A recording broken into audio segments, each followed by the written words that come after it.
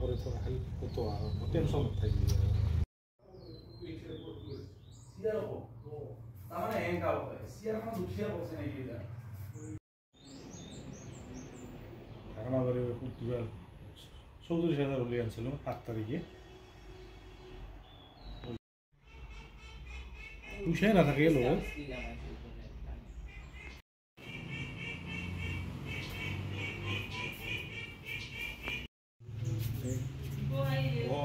দুয়ার মানে বড় সমস্যা কন্ট্রাস্ট দিতে হয়েছে আর কি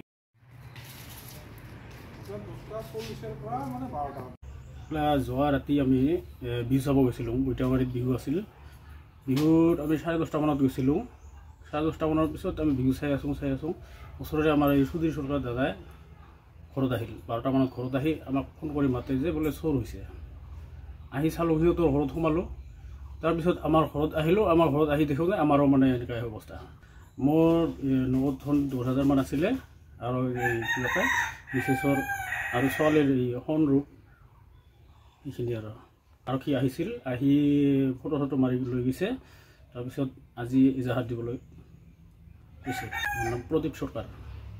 কালি ৰাতি বিহু চাব গৈছিলোঁ শ্ৰীলংকা অপৰাধী বিহুত অনুষ্ঠান চাবলৈ যোৱাত সেইখিনি সময়তে এই দুষ্কাৰ্যটো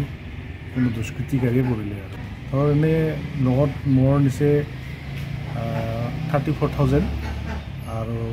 মোৰ মিছেছৰ সোণৰ গহনা ছোৱালীৰ হাৰ এনেকৈ আৰু টকা পইচা আছিল অলপ টকা লৈ গৈছিল আৰু বেলেগ একো নাই